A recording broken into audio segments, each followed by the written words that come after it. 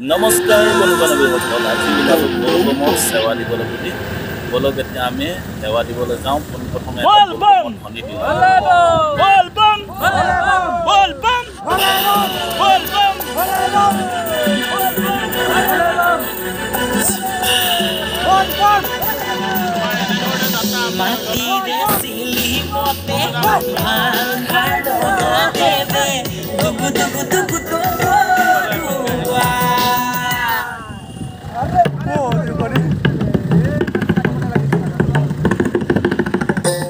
আমাৰ টিমটো গোটেইটো সাজি কাচি ওলাই গ'ল দেখিলে। এতিয়া আমি আহি পালোহি চাউল ধোৱা যি ঘাট আছিলে, চাউল ধোৱা ঘাটত পালোহি। বলবম যাত্ৰীসকল দেখিছে কিমান পদেৰে যাত্ৰা কৰিছে উত্তৰ লখিমপুৰৰ যি শিৱ মন্দিৰ আছে তালৈ বুলি। এই ছাইডত আপোনাৰ যিমান দূৰলৈকে দেখি পাব সিমান দূৰলৈকে মানে বলবম ভক্তসকলে। আমি তাকে তেওঁলোকৰ অকণমান সেৱা শুশ্ৰূষা কৰোঁ বুলি আমাৰ টিমটো পূৰা সাজি কাচি ওলাই গ'লোঁ। প্ৰায় দিনতে ওলাইছিলোঁ, অকণমান এতিয়া সন্ধিয়া হৈছে, প্ৰায় সন্ধিয়া হওঁ হৈছে আৰু পূৰা ফুল আন্ধাৰ হোৱাগৈ নাই এতিয়ালৈকে। দেখিছেনে গোটেই ছাইডটো, লেফ্ট ছাইডটো গোটেই আপোনাৰ মানুহ এতিয়া আহি পালোহি আমি পদুমণি আই থান।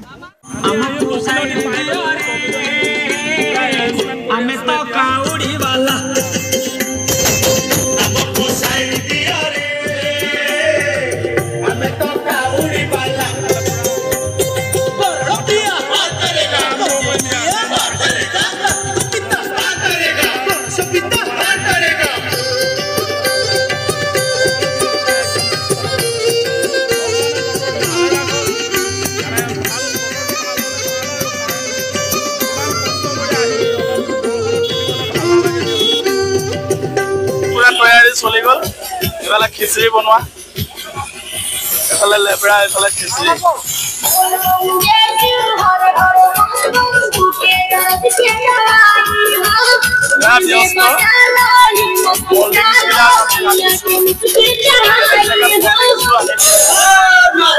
আমাৰ টিমটো কিমান উৎসাহত নাচন দিবলৈ আৰম্ভ কৰিছে আৰু ময়ো ৰৈ থাকিব নোৱাৰিম। ময়ো অকণমান নাচিছিলোঁ। ৰাইজ বেয়া চেয়া নাপাব, বৰ ভালকৈ নাচিব নাজানো। আৰু এফালে দেখিছে না প্ৰসাদ বনাই আছে ৰাইজে বাবা ধৰাই দ্বাৰা। মই অকণমান সহযোগ কৰিলোঁ খিচিৰি বনোৱাত আৰু পিঠা বনোৱাত, অকণমান হিলাই দিলোঁ। পুৰা বনোৱাত ব্যস্ত হৈ আছোঁ আমি।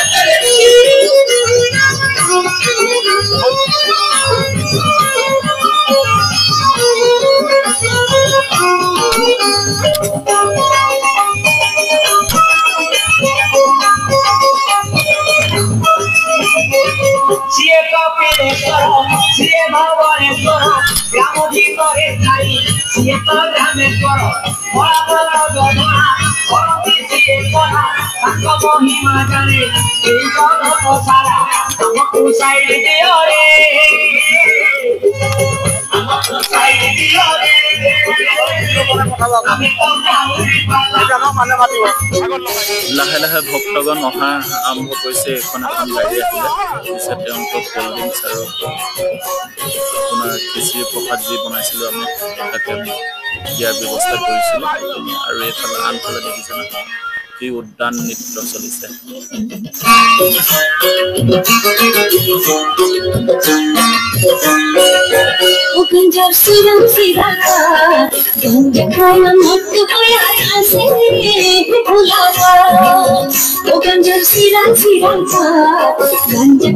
যি প্ৰথম দাম আমাৰ এই কল্ড ড্ৰিংকছ আছিলে সেয়া উলিয়াবলৈ আৰম্ভ কৰিছোঁ মই।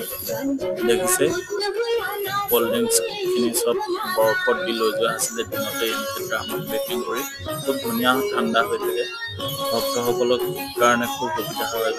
ফ্ৰিজ নালাগে আৰু ডাইৰেক্ট বৰফত ভৰাই দিয়ক, একদম ঠাণ্ডা হৈ থাকে।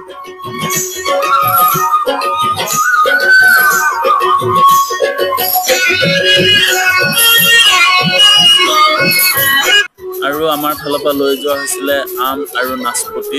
এই আম আৰু নাচপতি এটা ড্ৰামত আছে, এইখিনিও উলিয়াই দিয়া হৈছে।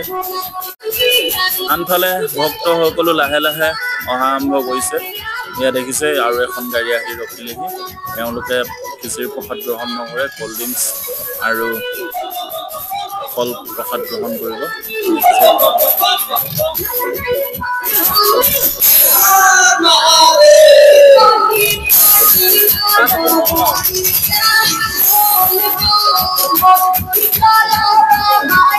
অলপ বহক, আমি আহক।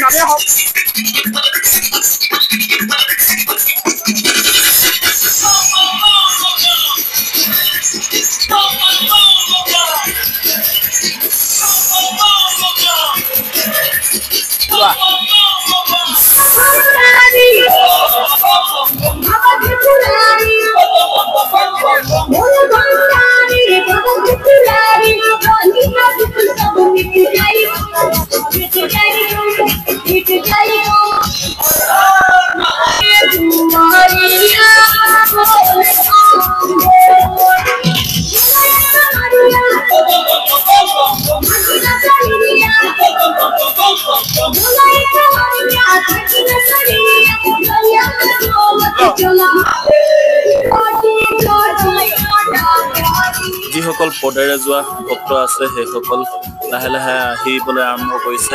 এয়া দেখিছে এই কণ ল'ৰা আহিছে, তেওঁলোকক আমি ভলিনী স্পেয়াৰ যি আছে সেই ভলিনী স্পেয়াৰ ভৰিত মাৰি দিয়াৰ ব্যৱস্থা কৰিছিলোঁ। তেওঁলোকক এইধৰণে ভৰিত আমি মাৰি দিয়া হৈছে আৰু খিচিৰি খাই প্ৰসাদ গ্ৰহণ কৰিব লাগে তেওঁলোকক অনুৰোধ কৰা হৈছে।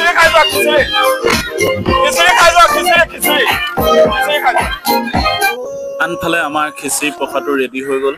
এইফালে দেখিছে ভক্তসকল কিমান ধুনীয়াকৈ লানি কাটি শাৰী পাতি বহাইছোঁ আৰু যিসকলে শ্ৰমদান কৰিছিলে তেওঁলোকে কিমান হাতে পাতে কামত লাগি গৈছে সেইখিনি আপোনালোকক দেখুৱাবলৈ চেষ্টা কৰিছোঁ। আনফালে মই আৰু মোৰ সতীৰ্থসকলে যিসকলে পদেৰে বলবম যাত্ৰা কৰি আছিলে তেওঁলোকক আদৰেৰে নিমন্ত্ৰণ দিছোঁ আৰু আমাৰ যি সেৱা শিবিৰ আছিলে সেই সেৱা শিবিৰত তেওঁলোকে অকণমান হ'লেও সেৱা গ্ৰহণ কৰি আগুৱাই যাবলৈ আমি প্ৰত্যেকজনে অনুৰোধ কৰি গৈছিলোঁ।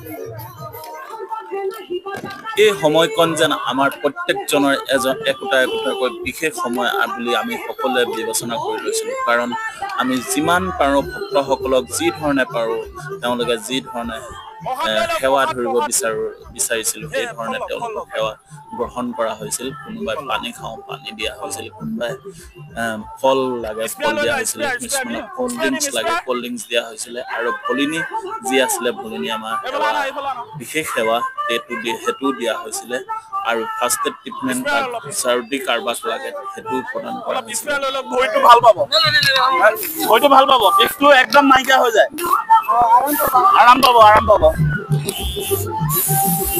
এইটো বিষ অলপ চাইডত আহক কাৰণ গাড়ী মটৰৰ কথা আছে। প্ৰসাদ লৈ লওক।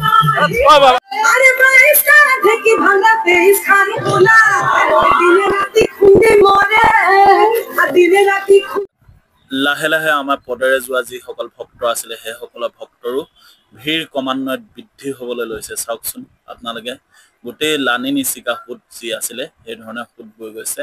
এয়া চাওক কাৱাৰীয়া কিমান ধুনীয়াকৈ কাৱাৰ লৈ মহাদেৱৰ জয়ধ্বনি দিয়ে। প্ৰত্যেকটো পদেই যেন মহাদেৱৰ চিন্তা কৰি তেওঁলোকে আগুৱাই গৈছে। প্ৰত্যেকটো পলেই যেন জীৱনৰ এটা নিজৰ উদ্দেশ্য হাতত লৈ তেওঁলোকে আগুৱাই গৈ আছে আৰু তেওঁলোকক আমি অকণমান কিঞ্চিত সেৱা ধৰিব পাৰে আমাৰ টিমটোৱে অশেষ কৃতজ্ঞ হৈছোঁ বুলি আমাৰ যিটো সেৱা টিম আছে তেওঁলোকে নিজকে নিজে কৃতজ্ঞ হৈছোঁ বুলি তেওঁ মনৰ অনুভৱ প্ৰকাশ কৰিছে। আৰু এইখিনিতে আপোনালোকক জনাবলৈ পাই সুখী হৈছোঁ বিগত 7টা বছৰে যি ধৰণে আমি কৰি আহিছিলোঁ এই 8টা বছৰত ভৰি দিলেহি। যিহেতু খুব অতি সুন্দৰভাৱে আমি সেৱা যি শিবিৰ আৰম্ভ কৰোঁ সেই সেৱা শিবিৰটো খুব সুন্দৰভাৱে পৰিচালনা কৰা হয় আৰু খুব সুন্দৰভাৱে এই অনুষ্ঠানটো আয়োজন কৰি খুব সুন্দৰভাৱে শেষ কৰাও সেয়া হয়। দেখিছে এনেধৰণে আমি যিসকল বলবম ভক্ত আছিলে তেওঁ পদৰ পৰা অকণমান পৃথকে কৰি আকৌ যি ভলিনী স্পেয়াৰ আছে স্পেয়াৰ মৰাত আমি সকলো এনেধৰণে ব্যস্ত। চাওক নিজে অনুভৱ কৰক তেওঁলোকৰ যি ভৰি বিষ হৈ যায় সেই বিষটো অকণমান হ'লেও সকাহ পায়, তেওঁলোকে অলপ হ'লেও আৰামদায়ক হয়। তেওঁলোকৰ যি পদৰ যাত্ৰা কৰে তেওঁলোকে সেইখিনি বহুখিনি সকাহ পায়। আনফালে দেখিছে কিমান ইফালে খিচিৰি প্ৰসাদ লোৱাৰ ব্যস্ত, আনফালে জুচ যি আমি প্ৰদান কৰিছিলোঁ সেয়াও লোৱাত তেওঁলোকে ব্যস্ত। কি এটা মনোৰম পৰিৱেশ, নিজকে নিজে খুব ধন্যবাদ জ্ঞাপন কৰিছোঁ। এনে এটা মহান কাৰ্যসূচীত মই যে নিজকে উৎসৰ্গিত কৰিব পাৰি তাকে অশেষ নিজকে নিজে ধন্যবাদ জ্ঞাপন কৰিছোঁ। আৰু যিসকল মোৰ সহযোগী আছিলে তেওঁলোককো অশেষ ধন্যবাদ জ্ঞাপন কৰিছোঁ। তেওঁলোকেও এই যিটো অনুষ্ঠান আৰম্ভ কৰাৰ যি সুবিধা সুযোগ কৰি দিলে তেওঁলোককো অশেষ ধন্যবাদ জ্ঞাপন কৰিছোঁ। দেখিছে কেনেধৰণে ভক্তগণ ভিৰ কৰিছিলে আমাৰ শিবিৰত আহি। আনফালে যি মহাদেৱৰ ভক্তসকল আছিল সেইসকলৰ উদ্যান নৃত্য আপোনালোকে মাজে মাজে দেখিবলৈ পাইছে। আৰু খুব এটা সুন্দৰ পৰিৱেশৰ মাজেৰে গোটেই অনুষ্ঠানটো খুব শৃংখলাবদ্ধভাৱে আৰু গাঁওবাসী ৰাইজকো অশেষ আমি এই ভিডিঅ'টোৰ জৰিয়তে জনাব লাগিব। তেওঁলোকো খুব আমাক এই অনুষ্ঠানটি আগভাগ ধৰি এই অনুষ্ঠানটো আগবঢ়াই নিয়াত তেওঁলোকে খুটি নাটি ধৰি তেওঁলোকে ভুল ভ্ৰান্তি যি আছিল সেয়া আঙুলি তোৱাই আৰু আমাক সঠিক পথলৈ নি দেখুৱাই দিছিলে। আৰু তেওঁলোকক তেওঁলোকে আমাক এটা বৃহৎ সহায় সহযোগ কৰিছিল বুলি আমি ক'ব বিচাৰিছোঁ। আৰু এই আনফালে দেখুৱাইছোঁ আপোনালোকক কি ধৰণে মহাদেৱৰ ভক্তসকলে উদ্যান নৃত্য প্ৰদৰ্শন কৰি আছে। আৰু তেতিয়া সময় প্ৰায় 11:30মান বাজিছিল। আমি যেতিয়া ক্লান্ত হৈ ভাগৰি এনেকে বহি পৰিছিলোঁ, চাওক সকলোৱে এনেধৰণে ভাগৰি বহি পৰিছিল কাৰণ ভক্তসকলো এতিয়া সীমিত হৈ গৈছিল আৰু আমি আৰু ক্লান্ত এটা ভাগৰ হৈ গৈছিল। আৰু 11:30মান তেতিয়া ৰাতি হৈছিল। প্ৰায় ল'ৰাখিনি আমাৰ ভাগৰুৱা হৈ পৰিছিল আৰু পাৰিলেতো কোনোবা শুয়ে দিব এনেকুৱা কণ্ডিশ্যনৰ অৱস্থা আছিল। কাৰণ গোটেই দিনটো কষ্ট আৰু তাৰ উপৰিও এতিয়া যিমানখিনি ভক্ত আহিছিলে তেওঁলোকক আমি ধৰিলোঁ সেৱা শুশ্ৰূষা। তেওঁলোকক ধৰা হ'ল সেৱা শুশ্ৰূষা যিহেতু। আৰু দেহৰ ভাগৰ গুচাবলৈ এওঁলোকে কৰিলে মদ্যপান ধূম্ৰপান। আৰু লগতে ময়ো এচাত মাৰিলোঁ। চাওক গাইজ, মই বৰ অভিজ্ঞ নহয়, অকণমান ধোঁৱা ওলালে আৰু আপোনালোকক দেখুৱাইছোঁ। কিন্তু দেখুৱাইছোঁ বুলি আপোনালোকে যে খাব বা সেৱন কৰিব সেইটো কথা নহয়। আমি কিন্তু এনে চখতে, চাওক মুখৰ পৰা ধোঁৱাই নোলায়। আৰু এতিয়া হৈ গ'ল বহু ৰাতি। আমি সকলোখিনি টালি টোপোলা বান্ধি আমি আকৌ লখিমপুৰ শিৱ মন্দিৰলৈ বুলি ওলালোঁ। যিহেতু ৰঙানদী পাৰলৈকে আমি যাম, ৰঙানদী পাৰত গৈ তাৰ পৰা আনিমগৈ পানী শিৱ মন্দিৰত ঢালিবলৈ।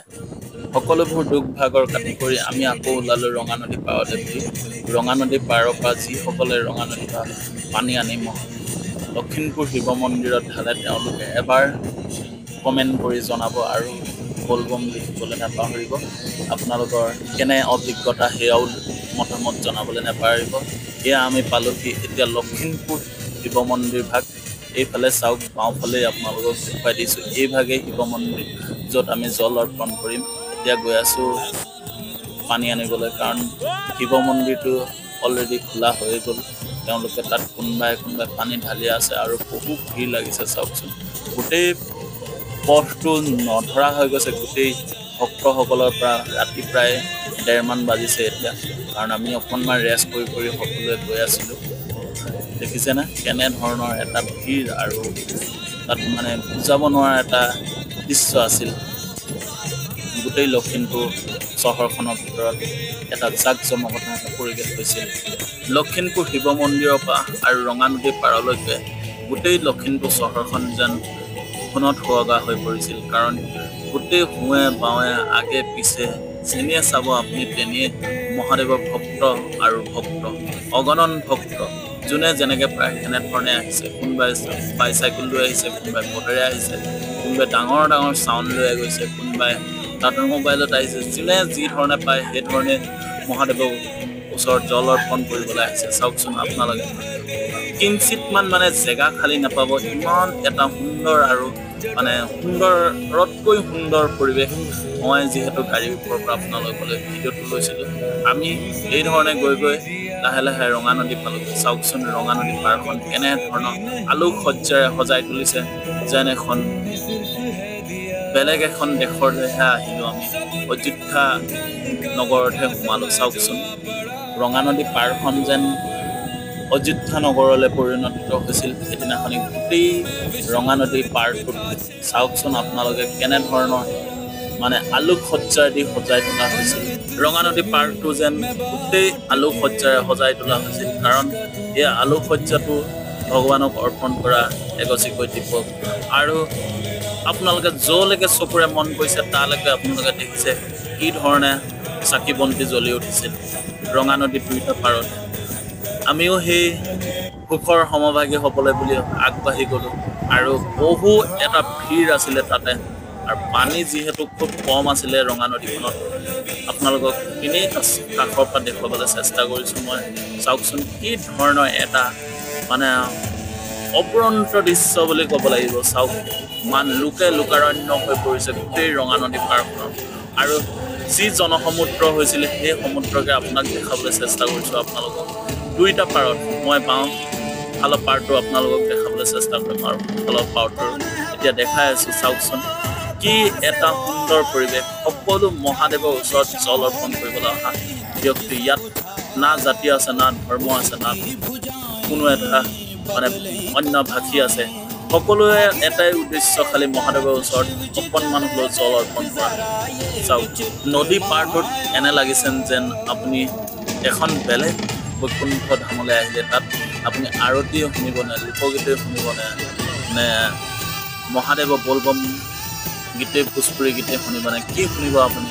তাত মানে গীত মাত সকলো ধৰণৰ আছে।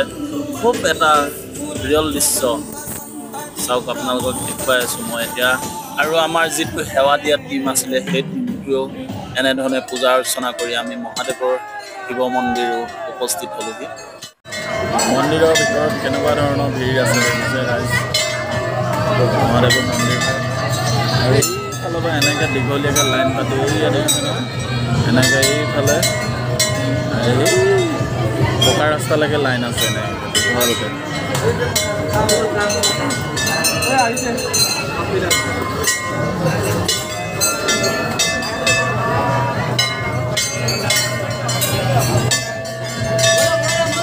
মন্দিৰৰ ভিতৰ ভাগত কেনেধৰণৰ এটা পৰিস্থিতি আৰু কেনেধৰণৰ এটা ভিৰ আছে তাকে আপোনালোকক অকণমান দেখুৱাবলৈ চেষ্টা কৰিছোঁ। ইয়াত দবা শংখ কাঁহ সকলো ধৰণৰ বাজি উঠে। খুব এটা সুন্দৰ সৃষ্টি কৰে। বৰ্তমান ৰাতিপুৱা টাইম হৈ গ'ল, ৰাতিপুৱালৈ যেনে তেনে পানীটো ঢালি আহিলোঁ। কিমানটো ভিৰ আছিলে এতিয়াও ভিৰ কমা নাই, বহু ভিৰ মানে আছে এতিয়াও। মই এতিয়া কাষতে আহিলোঁ, এতিয়া অকণমান ইয়াতে থাকি তাৰপিছত ঘৰৰ ফালে আকৌ যাত্ৰা কৰিলোঁ। মন্দিৰৰ ভিতৰত গৈ জল অৰ্পণ কৰা হৈ গ'ল। আপোনালোকক মন্দিৰৰ ভিতৰ ভাগ দেখালোঁ কেনেধৰণৰ আছিলে পৰিৱেশ, কেনেকুৱা ধৰণৰ ভিৰ আছিলে আপোনালোকক দেখুওৱা হ'ল। আৰু এতিয়া আমি উভতনি যাত্ৰা কৰি আছোঁ। এতিয়াও কিমান মানুহ আহি আছে আপোনালোকক দেখুৱাইছোঁ মন্দিৰলৈ। ইমান এটা ভিৰ হিলদোল ভাঙি আহি আছে। আৰু যিসকলে শিৱ মন্দিৰ লখিমপুৰ শিৱ মন্দিৰত জল অৰ্পণ কৰিছে তেওঁলোকে এবাৰ আকৌ কমেণ্ট কৰিব বল বম হৰ হৰ মহাদেৱ বুলি। আজিলৈ ভিডিঅ'টোৰ পৰা ইমানতে অন্তিম কৰিছোঁ। আৰু এটা ভিডিঅ'ত লগ পোৱাৰ প্ৰতিশ্ৰুতিৰে ধন্যবাদ সকলোলৈ। বল বম।